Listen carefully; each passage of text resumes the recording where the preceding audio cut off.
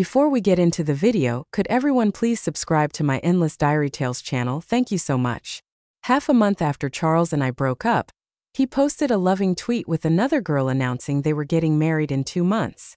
I opened Instagram, blocked him completely, and opened a message box with a stranger to send a message. Marriage is fine, do it next month. I tossed my phone, lit a cigarette. I've never admitted defeat in my life.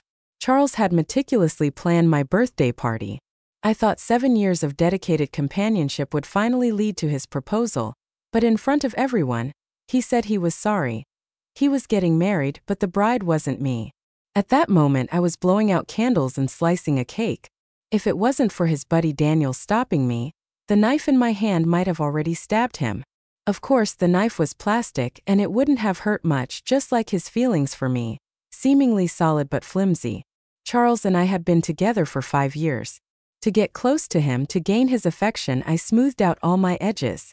Charles was a young master from a wealthy family, the only child. His temper wasn't great, but he had striking looks and eyes that could captivate anyone watching him on the basketball court. I was instantly drawn. From then on, I changed my appearance, grew my hair, swapped my leather outfit for ladylike dresses, and followed him closely, attending to his needs, all because of one sentence he said. I like the girl next door type. I would cross half the city to get him a dessert he craved or take a 300-mile cab ride on New Year's Eve, just because he wanted to drink. During that period, I might have done everything a doormat would do. In retrospect, it's not shameful, just incredibly immature.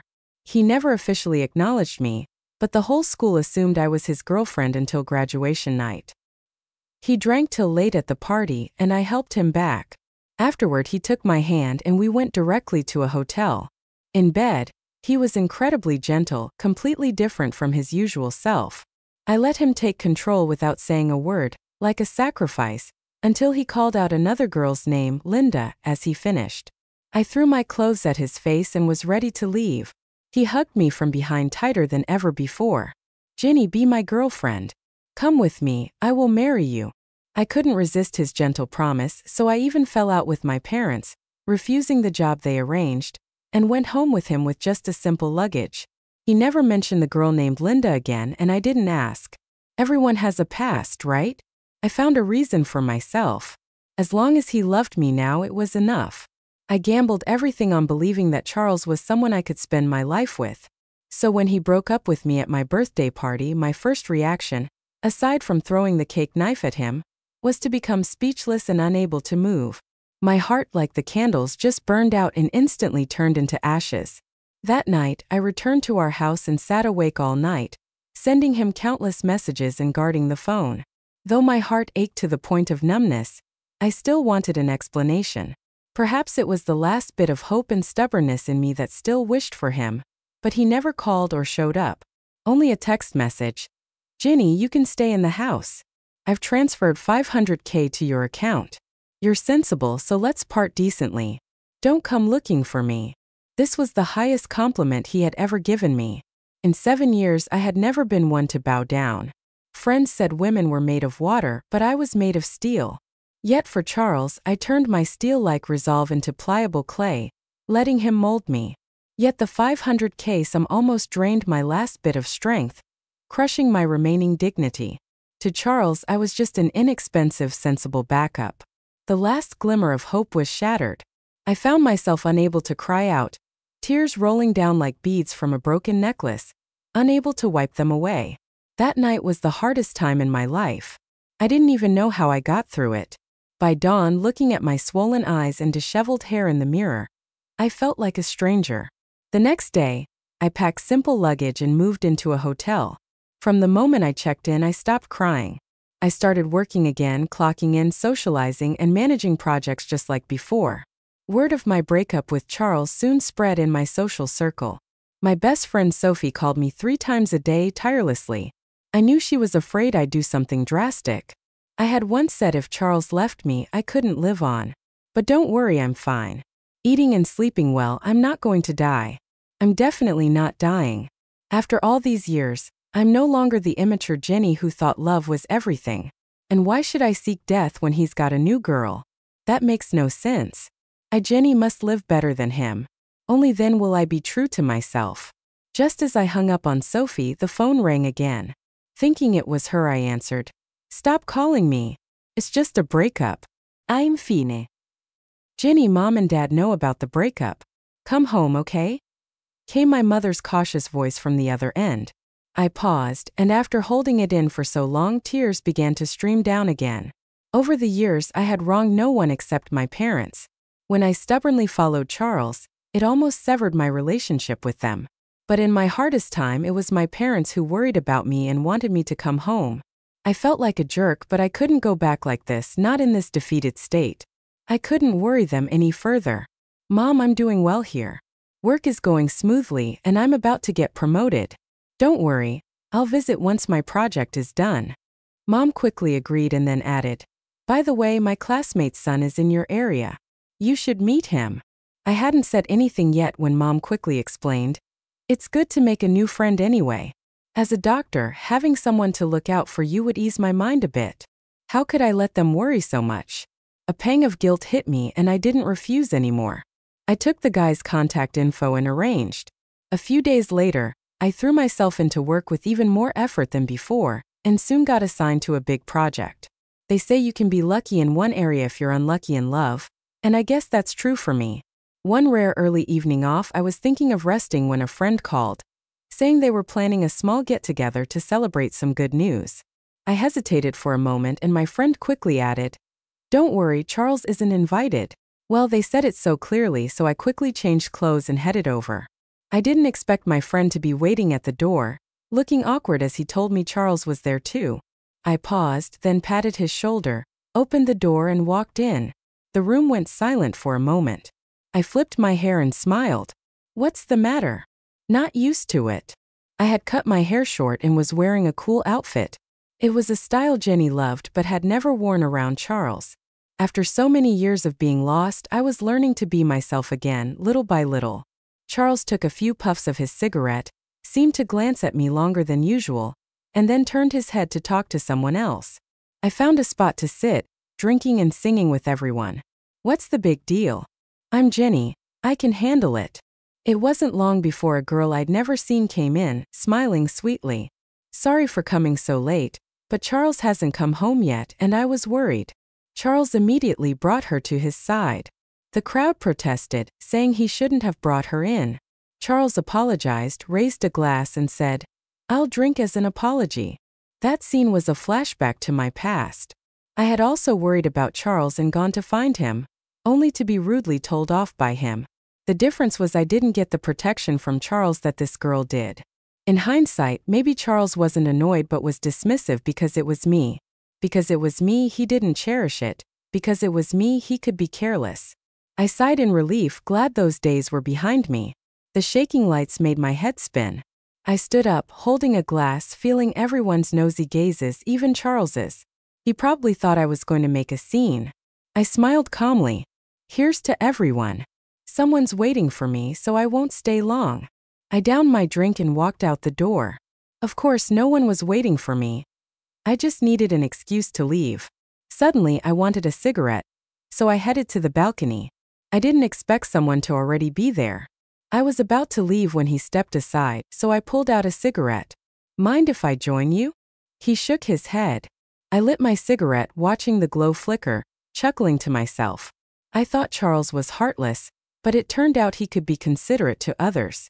Footsteps echoed from the hallway, and the balcony door opened. Charles's cold voice reached me. Jenny, you didn't take the $50,000 to make me feel guilty and keep pestering me, did you? I was stunned. He thought I was pestering him? How is that possible? I'm Jenny, I can take it or leave it. Decided to leave, I won't look back. I closed my eyes briefly, then opened them with a clear vision. I smiled slightly. Mr. Charles, I just consider the past few years a lost cause. Today, I'm here with my boyfriend, just making a side trip to see some friends. I pointed to the man beside me, who was in the shadows. Charles, standing against the light, couldn't see him.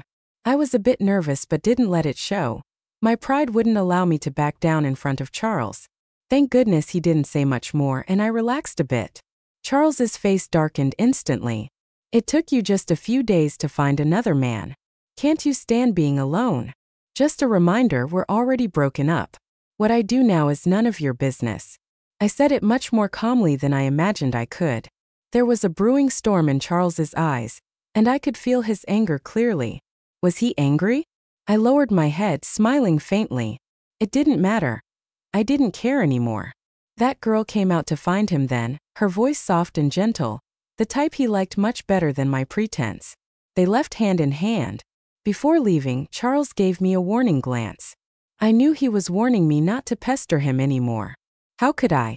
I'd made one mistake and wouldn't make a second one. A sound beside me reminded me there was still someone else there. I quickly thanked him. How embarrassing having a stranger witness such a humiliating scene. Then he stepped out of the shadows and I saw his face. I had never seen such a composed man with a touch of scholarly air. He smiled slightly. No need to thank me, you didn't bother me. And then he left. A few days later, it was time for the arranged meeting. After work, I went to the cafe and saw a familiar-looking man waving at me from by the window. It was the same man from the balcony that day. Turns out he was Alan, my blind date. This was the ultimate facepalm moment. Even if I wasn't truly interested in a blind date, having my date witness my breakup was beyond awkward. I hesitated, but he pushed a coffee toward me. Just the right temperature and my favorite, Blue Mountain. I loved the taste, sour with a hint of sweetness.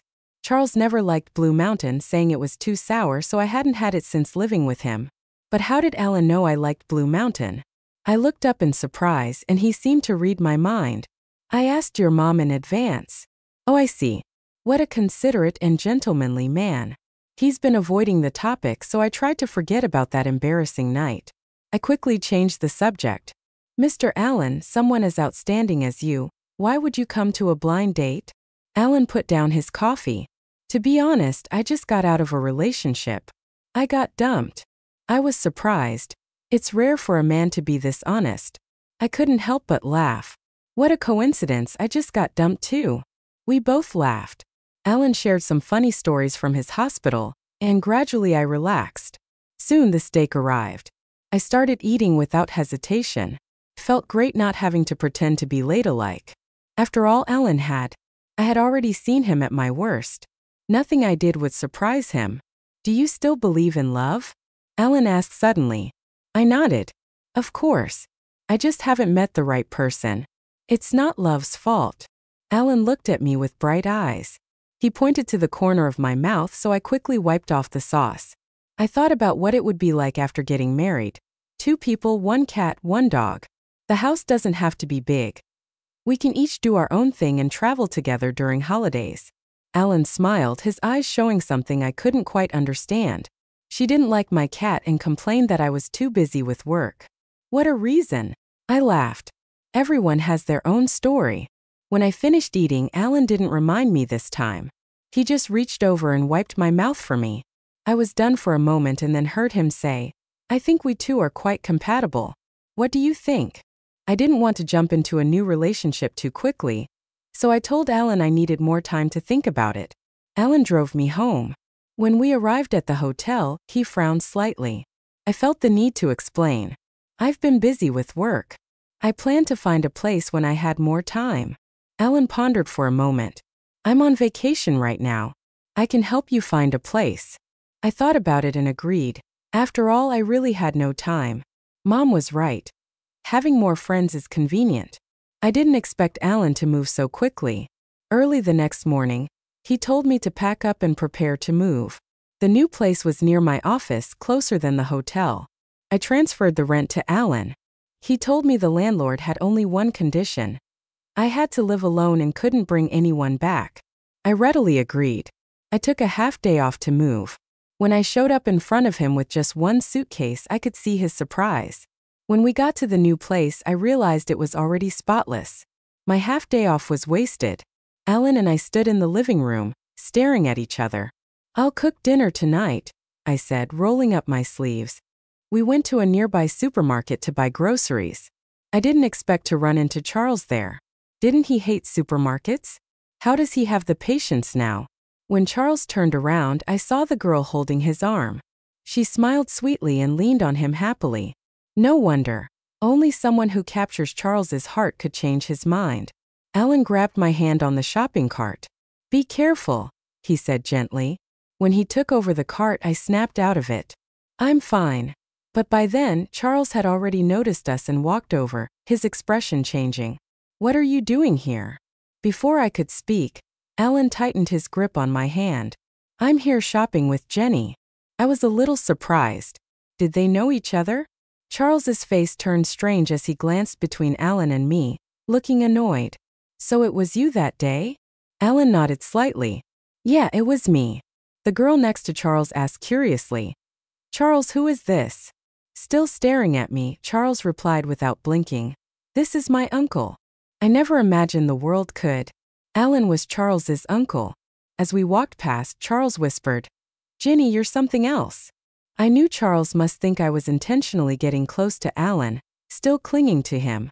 My eyelashes fluttered as I asked, "Charles, do you really think you're worth it?" I didn't finish my sentence, but I believed he understood. Charles turned around, disbelief on his face. I walked away with Alan without looking back. I didn't see Charles's sudden scowl or the fists he clenched tightly. For dinner, I made a few of my best dishes.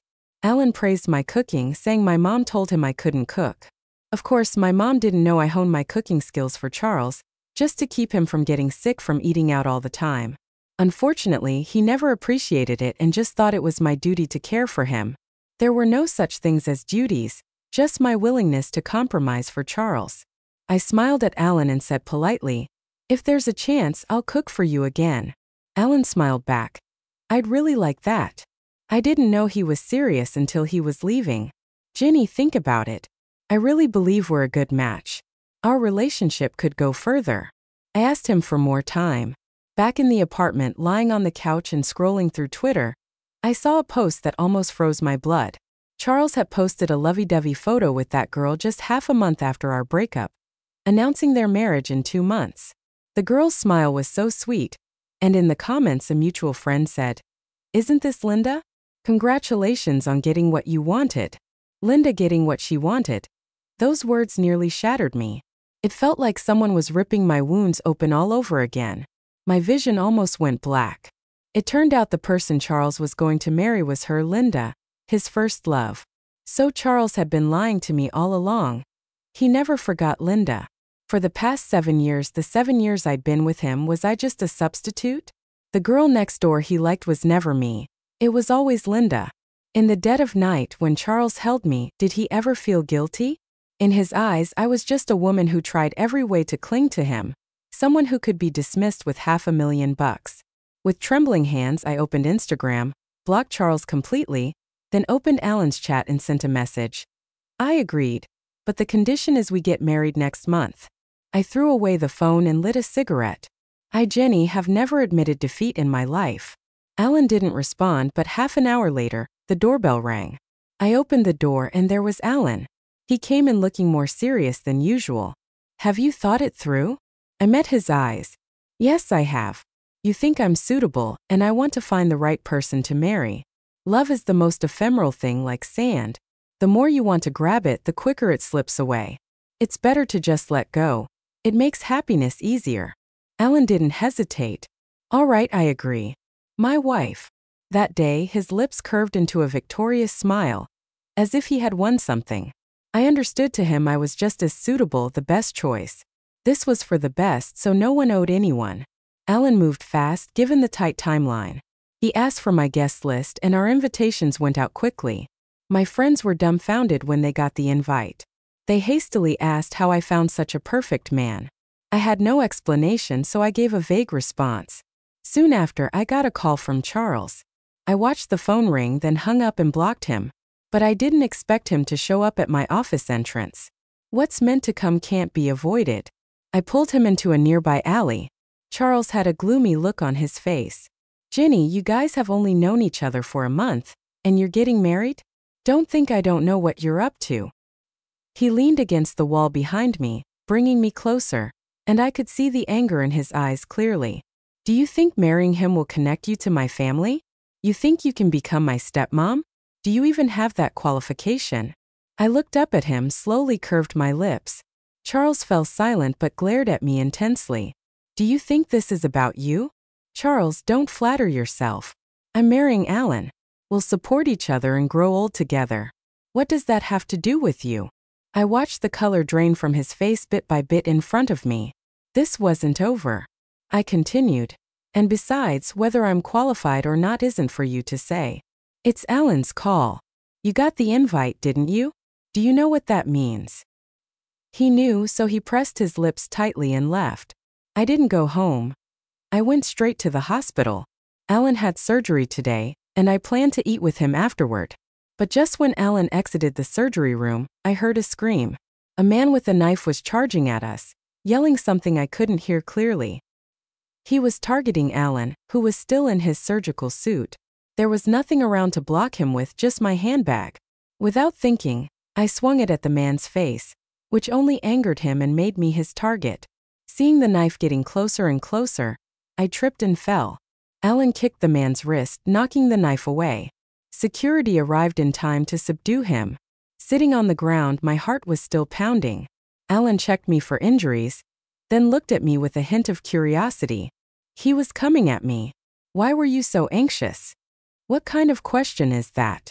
How could I not be anxious? You were empty-handed. At least I had a bag. I grabbed his hand to stand up. Besides, your hands are for surgery. They can't get hurt. I started walking away, but Alan didn't follow. Immediately turning back, I saw Alan looking at his own hand, lost in thought. I called his name and he smiled slowly, then came over and held my hand. I asked what he was smiling at, but he didn't answer. On the way to the parking garage, he explained that the attacker's relative had died in the hospital, and he wanted revenge on the doctors. My family didn't want me to be a doctor. They wanted me to go into business. I fought for years before they gave. Alan fastened my seatbelt. You're the first person who thought to protect my hands. He kissed me lightly on the cheek. Books say the person you most want to protect during a crisis is the one you care about the most.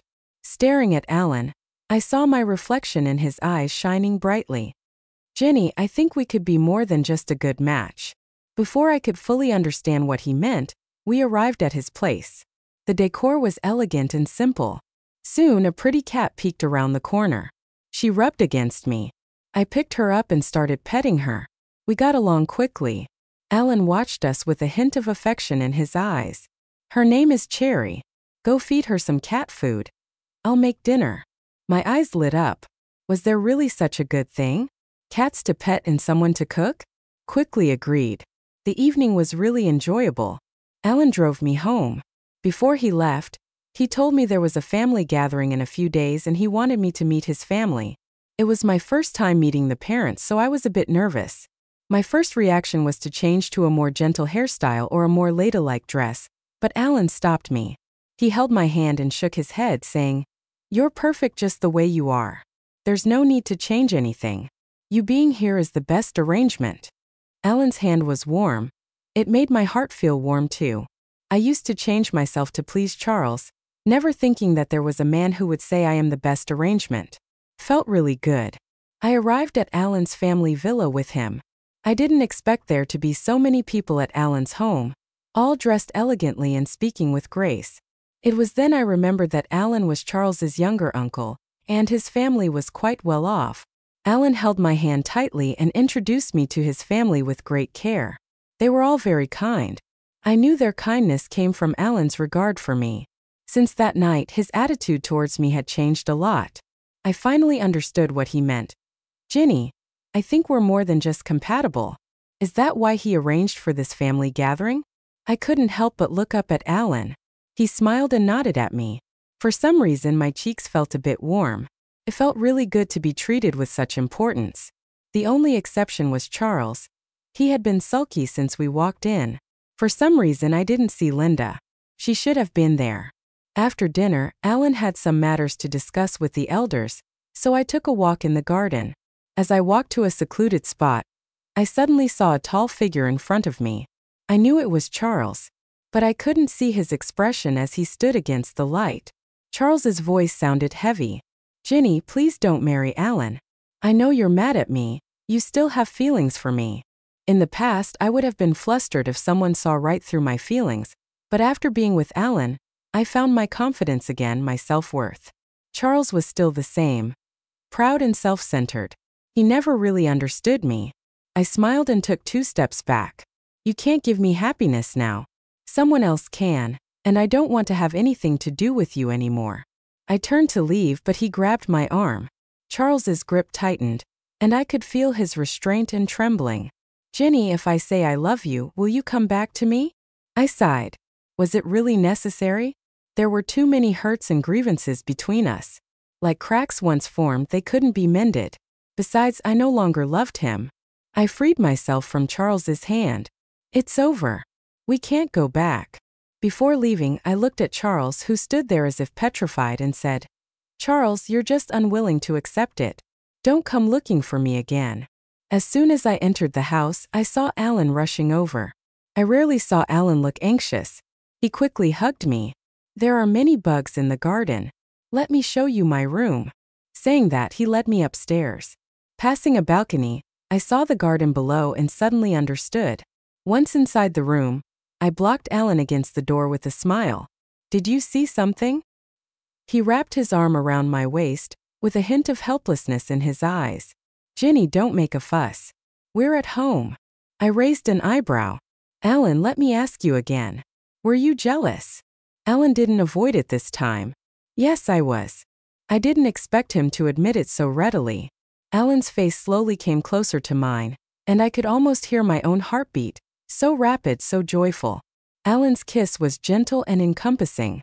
I slowly got lost in it, feeling like I was drowning. And in that moment I only heard one thing. I like you. Tears welled up in my eyes. After wandering the desert for so long, I'd finally found an oasis. After the kiss, Alan began to show me around the room. Apart from medical books, there were many on finance. I was just discussing this with the elders earlier.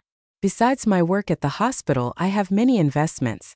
I've organized everything, and in the future we'll manage it together. Alan's smile was warm and firm. I knew this was his promise. His future included me. I bit my lip and looked up slightly. Alan, I initially wanted to marry you because...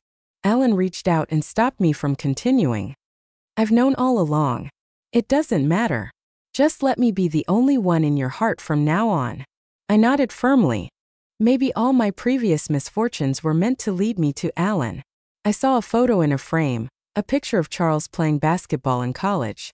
Like discovering a new world, I called Alan over and pointed to myself in the corner. What a coincidence. So you had a picture of me from way back then.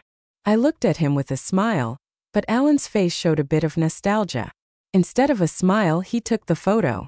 I was originally supposed to take pictures of Charles's game, but I captured you by chance. At that moment, I thought this girl with bright eyes is really pretty.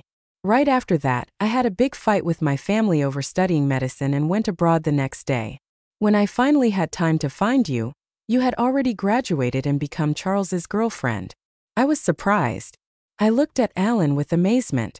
He pulled me to sit down. I recognized you when we met at the club's balcony. I didn't expect to overhear your breakup. I was just trying to figure out how to approach you when my mom arranged that blind date. I didn't want to go, but then I saw your photo. Oh, I see. So that's why when I said he was my boyfriend, he didn't expose the lie. Alan brushed my hair aside and planted a kiss on my forehead. After all this time and all these twists and turns, it's still us. We are meant to be together since we confirmed our feelings for each other. Alan would pick me up whenever he had time. When he was busy, he often called. I didn't have to be constantly on edge or try to please him. He completely accepted me. I felt a long-lost ease that day at my place. It was already late. After we finished dinner, Alan asked if he could stay over. My face flushed. I knew I was blushing. Alan ruffled my hair. What are you thinking? I'll sleep in the guest room. A bit embarrassed, I avoided his gaze. The landlord doesn't allow guests to stay over. Other people can't, but the landlord can. Alan looked at me with a smile. It dawned on me. It explained why he found the apartment so quickly. The days that followed were filled with fitting wedding dresses, booking the reception. Everything busy yet fulfilling. It was only after letting go of the past that I realized happiness and joy could be so simple. But on the night before our wedding, I suddenly had severe stomach pains. Alan rushed me to the hospital and swiftly took charge. When the results came back, Alan laughed and cried at the same time. It's acute appendicitis. Miss Jenny, you'll need a minor surgery. You won't be able to get married tomorrow. I was speechless for a while. Perhaps this was fate's punishment, making me undergo surgery on the day I was supposed to get married. But it didn't bother me anymore. The wedding date didn't matter to me now. With a sigh, I told Alan, Mr. Allen, it seems you can't get married tomorrow either. Alan gave a practiced smile. So same for both of us. We're really destined, aren't we? I laughed, which made my body hurt, causing me to wince. Alan hugged me and whispered in my ear, Don't be afraid, you have me. The surgery was quick for Alan. It was a simple procedure. During my hospital stay, Alan visited me whenever he had time. His colleagues at the hospital had never seen him like this and couldn't help but joke about it. He was so busy that he even looked a bit haggard. Our wedding was postponed. Many people called to ask, and Alan handled everything, letting me rest and recover. Charles came when Alan wasn't around. I was a bit surprised to see him. He had dark circles under his eyes and looked more haggard than Alan. Thanks for visiting. I am almost ready to leave the hospital. I realized I could now speak to Charles calmly. Charles sat on the chair next to my bed, his eyes full of pain. My wedding was cancelled. I'm not marrying Linda. Charles was always confident, but now he looked defeated. It was strange seeing him like this. That's really a pity. I didn't know what to say, so I just sighed. Charles looked at me, slowly sliding off the chair until he was practically kneeling. Jenny, after you left, I felt like a part of me was missing. I thought I just wasn't used to it. But even when I announced my wedding with Linda, I couldn't fill that void. You said I was just being stubborn. But I really love you. I can't live without you. I know I realized it too late. But could you give me another chance? I looked at Charles, tears streaming down his face. His pain was so real, but all I could do was sigh. Those days when he controlled my emotions felt like a lifetime ago. Softly I said, Charles, no one waits forever. Missing it means it's gone. It was a long time before Charles stood up, looking lost. He left before Alan returned. I watched his back, dazed. I often watched his back before, but I'd never seen it so heavy. Just then I fell into a warm embrace. Alan had come in at some point. It's all in the past now, I smiled. It's all in the past. After my recovery, I suddenly had no desire for a wedding ceremony. I planned to elope. Alan went along with everything. He took time off work and we boarded a plane abroad. We kissed in flower fields, held hands in the deep sea, and embraced at sunset. When our vacation ended, we returned. I couldn't help but feel sentimental. The old Jenny used to hide herself, pretending to be what others liked, thinking that risking everything would bring happiness.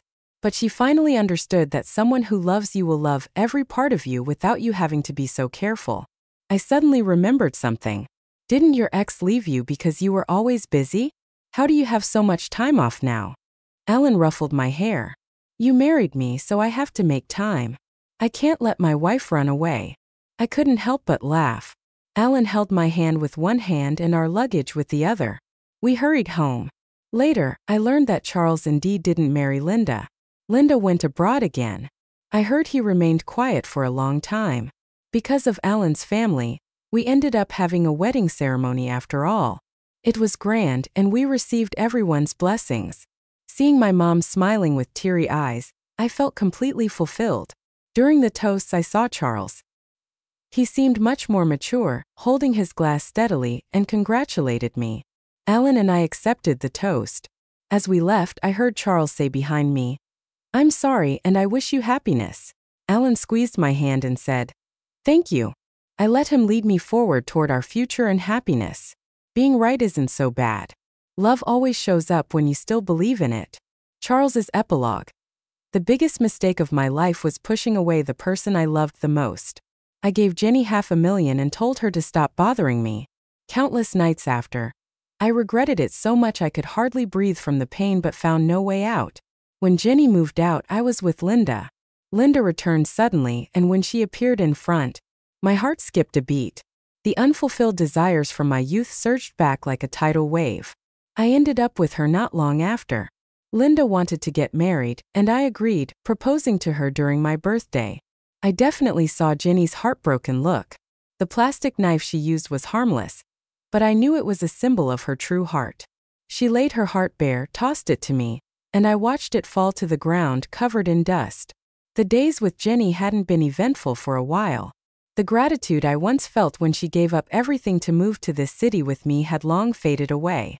I convinced myself not to feel guilty. Jenny loved me so much. Being with me this long should be enough for her.